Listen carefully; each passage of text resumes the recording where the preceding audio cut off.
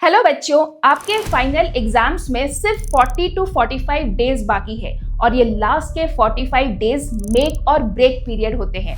चाहे साल भर आपने कुछ भी नहीं पढ़ा, बट अगर इन लास्ट के 45 डेज को आप सही तरीके से यूटिलाइज करोगे, आप एवरेज से टॉपर बन सकते हो। और वहीं अगर आप पूरी साल बहुत अच्छे से पढ़ाई की बट इन लास्ट के 45 डेज को वेस्ट करोगे, आप टॉपर से एवरेज भी बन सकते हो। तो इसीलिए ये लास्ट के 45 डेज बहुत ही ज़्यादा क्रिटिकल है। तो इस वीडियो में मैं आपके साथ एक डिटेल्ड सॉलिड 45 डेज की स्ट्रैटेजी शेयर करने वाली हूँ, जहां मैं आपको बताऊंगी कि कैसे आपको इन लास्ट 45 डेज में पढ़ाई करनी चाहिए। तो अगर आप इस स्ट्रैटेजी को सीरियसली फॉलो करोगे, अपने फाइनल एग्जाम में टॉपर जरूर बनोगे। तो बच्चों, चलो स्टार्ट करते हैं।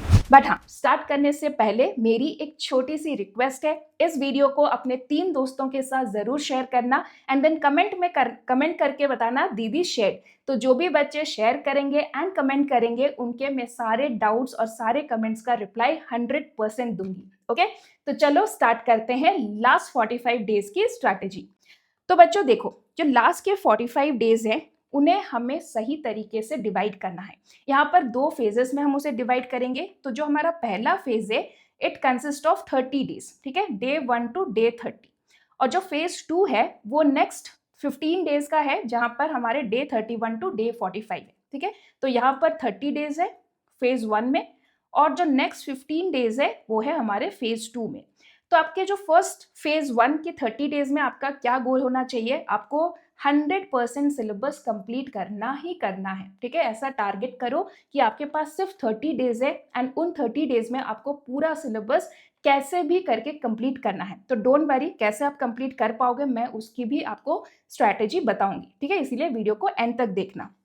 एंड जो हमारा फेज 2 है, उसमें हम रिवीजन पर फोकस करेंगे एंड आंसर राइटिंग प्रैक्टिस करेंगे, क्योंकि सिर्फ पढ़ाई करने से नहीं होगा, हमारी फाइनल एग्जाम में हमें जाकर लिखना है। तो लिखने की भी प्रैक्टिस करना उतना ही इंपॉर्टेंट है, ठीक है। तो बच्चों, ये 45 डेज का रोड मैप आपको क्लियर है।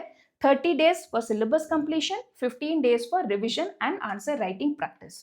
तो बच्चों, आगे स्ट्रैटेजी डिस्कस करने से पहले यहाँ पर बहुत इंपॉर्टेंट है कि आप ये बिलीव करो अपने आप पर, खुद पर, कि you can do it and you will do it, ठीक है। तो जो भी बच्चे इस बात से अग्री करते हो, अपने आप पर बिलीव करते हो, आप चाहते हो कि आप फाइनल एग्जाम में अच्छा करोगे, तो जरूर मुझे कमेंट करके बताओ दीदी और hashtag I will do it, ठीक है।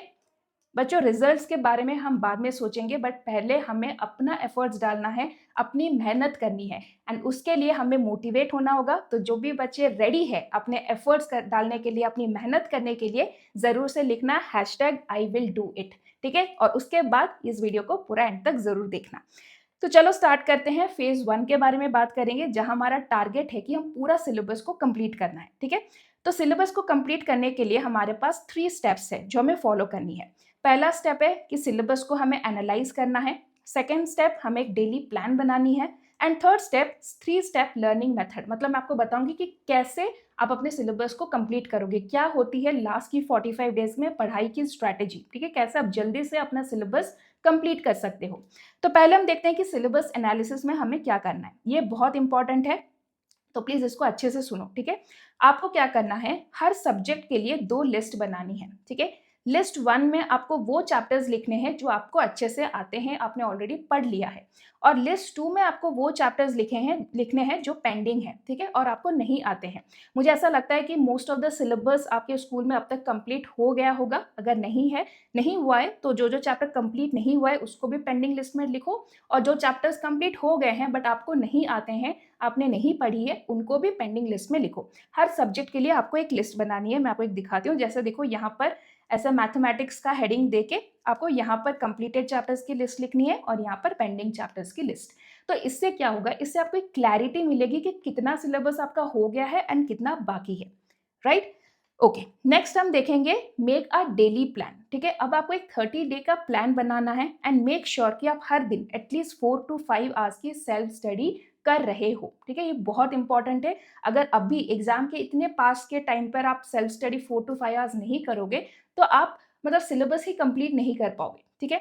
तो इसको कैसे डिस्ट्रीब्यूट करना है, तो देखो, 2 घंटे आपको पेंडिंग चैप्टर कंप्लीट करनी है। तो जो आपने पेंडिंग लिस्ट बना दी है, उसमें से एक कोई भी सब्जेक्ट का एक-एक चैप्टर उठाओ और उसे खत्म करो इन 2 आवर्स। और जो नेक्स्ट 1 आवर है, आपके जो कंप्लीटेड चैप्टर है, उनमें से एक को उठाओ एंड उसको रिवाइज़ करो, ठीक है? नेक्स्ट आपको जो बाकी के टाइम बच गए, यहाँ पर 3 आवर्स हो गया, तो ये आपके पास 1 या 2 घंटे और बचेंगे, तो वहाँ पर आपको अपना होमवर्क कंप्लीट करनी है एंड स्कूल की रिविज़न है, स्कूल के कोई टेस्ट है, जो भी है, बाकी के काम आपको बाकी जो टाइम बचे हैं वहाँ पर आपको खत्म करनी है।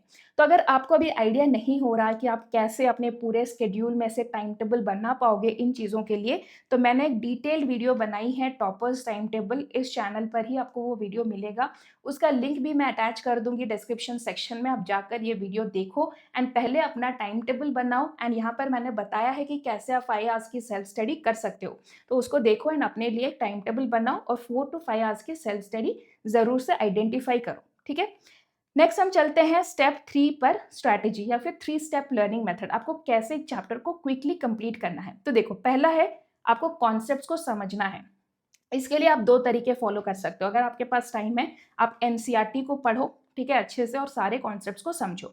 अगर उतना टाइम नहीं है, आप वन शॉट वीडियोस देखो एंड चैप्टर के कॉन्सेप्ट्स को समझो, ठीक है? रट्टा नहीं मारना है, चैप्टर का फील लो, चैप्टर का कॉन्सेप्ट समझो कि क्या-क्या टॉपिक्स है उन चैप्टर को, और उसे समझो। आफ्टर दैट आपको शॉर्ट नोट्स बनानी है। अगर आप वन शॉट वीडियो देख रहे हो यूट्यूब से या फिर कहीं से, तो वीडियो देखते टाइम ही अपना शॉर्ट नोट्स बना लो। अगर आप एनसीईआरटी पढ़ रहे हो, तो पहली फर्स्ट रीडिंग में आपको क्या करना है, सिर्फ समझना है, ठीक है? फर्स्ट रीडिंग जब आप कर रहे हो, कॉन्सेप्ट्स को अच्छे से समझो। जब आप सेकेंड रीडिंग कर रहे हो, तब आप नोट्स बनाओ, ठीक है? और मेक श्योर नोट्स आपकी फुल सेंटेंसेस में नहीं होनी चाहिए, सिर्फ कीवर्ड्स, फॉर्मूले, डेफिनेशंस, एग्जाम्पल्स, इन्हीं सब चीज़ों को लिखो। और मेक श्योर कि साइंस और मैथ्स में, ठीक है, आपके नोट्स 1 पेज में हो जाने चाहिए। 1 A4 साइज में आपका पूरा नोट हो जाना चाहिए for science and maths. SST के नोट्स बनाने की स्ट्रैटेजी मैंने ऑलरेडी, आपको एक वीडियो है हमारे चैनल में कि हाउ टू स्टडी एसएसटी, उस वीडियो को देखो और वहाँ पर मैंने डिटेल में बताया है कि कैसे आपको नोट्स बनानी है, ठीक है? नेक्स्ट हम बात करेंगे, आपको उसके बाद क्वेश्चन सॉल्व करने हैं। कहाँ से? तो आपके एनसीईआरटी में जितने भी एग्जाम्पल्स है, एक्सरसाइज क्वेश्चंस है, अगर आपके पास प्रीवियस ईयर क्वेश्चंस अवेलेबल है वो है, and then in text questions भी। चैप्टर के बीच में जो भी क्वेश्चंस है, उन सबको आपको सॉल्व करनी है, ठीक है? एंड जब भी आप क्वेश्चन सॉल्व कर रहे हो, मेक श्योर कि आप जो रॉन्ग क्वेश्चंस है उनको आप मार्क करके रखो, ठीक है? कि ये क्वेश्चंस गलत हुआ, उसको आपको मार्क करके रखना है। ये बहुत काम में आएगा, बाद में मैं बताऊंगी। नेक्स्ट उसके बाद आपको क्या करना है, रिवीजन करते रहना है, ठीक है? जो जो चैप्टर आप पढ़ रहे हो उसे आप भूल ना जाओ टिल द एग्जाम, तो आपको रिवीजन करना है। तो रिवीजन के लिए आपको सबसे पहले 147 रूल फॉलो करनी है, मतलब जिस दिन आपने चैप्टर को कंप्लीट किया, उसके नेक्स्ट डे आपको चैप्टर को रिवाइज करना है। फिर फोर्थ डे में, 1 सेकेंड, हाँ, फिर फोर्थ डे में आपको चैप्टर को रिवाइज करना है एंड देन 7th डे में आपको फिर से रिवाइज करनी है, ठीक है? तो आप कैलेंडर्स में मार्क कर लो। फॉर एग्जाम्पल आज आपने कंप्लीट चैप्टर किया, कैलेंडर में लिख लो। फिर 4th डे पर, 7th डे पर उसको मार्क करोगे, रिवीजन करनी है, रिवीजन करनी है। रिवीजन कैसे करोगे? आप जो भी अपने शॉर्ट नोट्स लो और एक्टिव रिकॉल करो कॉन्सेप्ट्स की। आपने कॉन्सेप्ट पढ़ा वो आप किसी को पढ़ा लो, उससे भी आपकी अंडरस्टैंडिंग बेटर होगी और क्वेश्चन सॉल्व कर सकते हो, ठीक है? तो ऐसे ये 3-4 चीज़ें करके कॉन्सेप्ट्स को पहले समझना है, फिर शॉर्ट नोट्स बनानी है, क्वेश्चन सॉल्व करनी है एंड देन रिवीजन करना है। ऐसे करने के बाद आपका एक चैप्टर कंप्लीट होता है, ठीक है? तो फेज 1 हम कंप्लीट कर लिए, हमने सारा चैप्टर सिलेबस कवर कर दिया बाय फॉलोइंग दिस मेथड। अब हम चलेंगे फेज 2 पर, जहां हमारा मेन फोकस है रिवीजन और मॉक टेस्ट या फिर राइटिंग प्रैक्टिस, ठीक है?